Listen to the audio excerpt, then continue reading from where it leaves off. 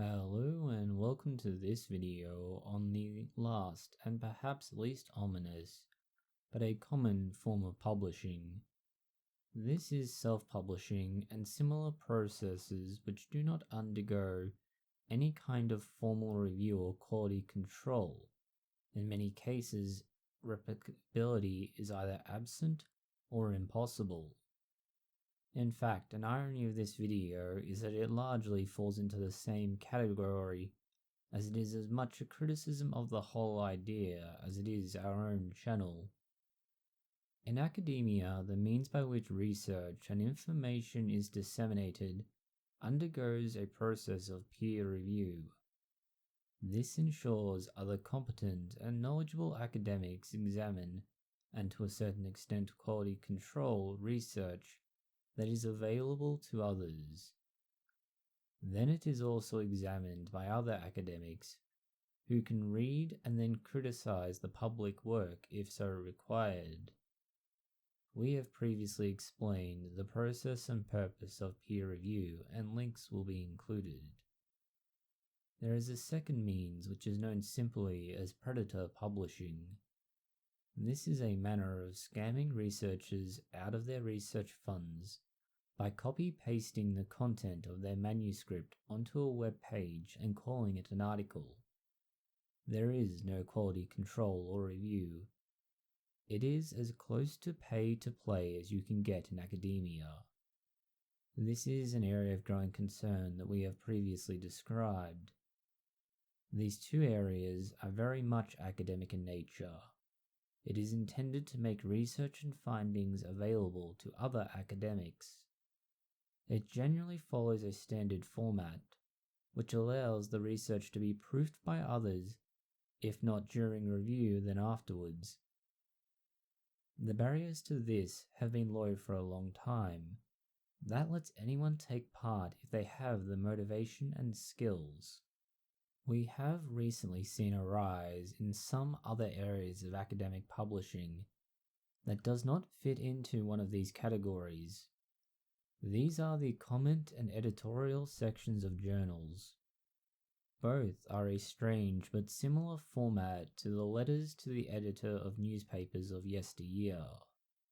A place where an editor can choose letters of interest, or those that raise interesting questions and observations.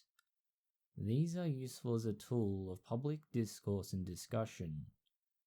These letters can and generally will elicit a response from the original authors. They may be addressing the concerns raised, explain methods, or similar. These letters to the editor and editorial sections allow a journal to build on the formal and far more rigidly structured content of the journal itself, while still retaining the rigor of the overall work. It also gives greater flexibility to authors and researchers to respond to their critics. It also allows the critics to raise their concerns in public. Sometimes it can also be used as a tool to identify and highlight academic misconduct. It is useful, albeit something that is growing and may, at some point, need to be curtailed. It is the other avenue known as special editions or sections that are of greater concern. These are either requested submissions by the editors or specially set-aside sections of a journal that have articles included. Depending on the journal, there may be no review or editorial oversight to these sections. One recent exchange on Twitter highlighted this.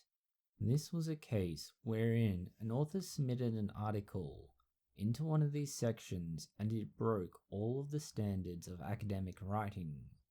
It included first-person narratives, experiential statements, personal opinion, and more, while lacking citations and evidence outside of that story.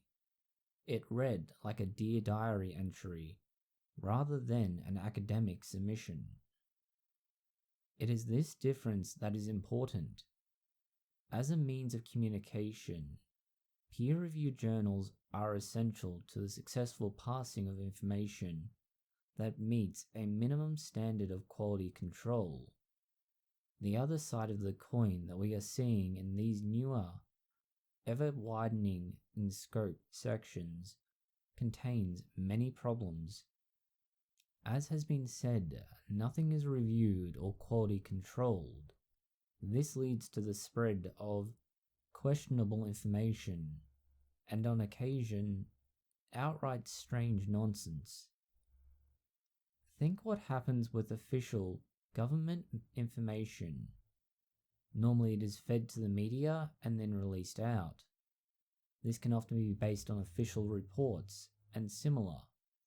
Gradually, you get a more diluted version of what it should be there, and in some cases, it can often miss the point of what was originally being stated. These special sections often dilute the efficacy, the reputation, and in some cases the standards of the journal overall.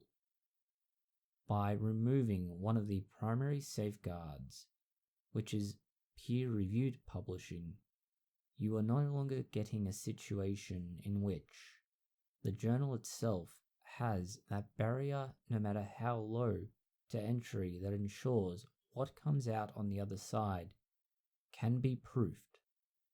It is almost in the same vein as self-help and advice rags, which masquerade as magazines, the contents of which are often in direct conflict with scientific, medical, or factual information. There is a general lack of quality control until the errors are identified, publicly shamed, and the publisher is put under pressure. It is a two-edged blade of self-publishing, as it is an option for many who try to debunk, myth-bust, or identify flaws in research that is gaining traction but may have a problem with it. They are in the same category as any other self-publisher. That low barrier to participation makes it possible for many to take part, and for much information that cannot be fit into a standard form to be made accessible. But it also makes it hard to ensure there is a certain threshold that anyone taking part must abide by. It would be like saying the CDC and Gwyneth Paltrow's Goop are of the same quality and standard because they use the same vehicle for delivering their information. Nominally, there has always been a history of integrity in many of these services. This trend has been in decline over recent decades. As it fell, others have stepped up to provide their own platform and understanding, and arguably this is part of why predator publishers have come into being. By no means is this an outright problem in and of itself, but is a product of the nature of this self-publishing. It is prone toward a specific viewpoint that lacks nuance or balance. It also enables discussion to be promoted, and then debate to come from that. Finally, it can be a useful tool in making more advanced or obscure work better known to the public. There's this dichotomy of academic peer-reviewed publishing and the self-publishing within it that highlights a big gap in the two. Academics do not have the ability to publish their work for wider academia in which they can then respond back without these systems in place. That would inherently limit the scope and access. It also means that there would be an existing body of literature which was based on fundamentally flawed methodologies and conclusions that have been identified and known by some, but others were unaware.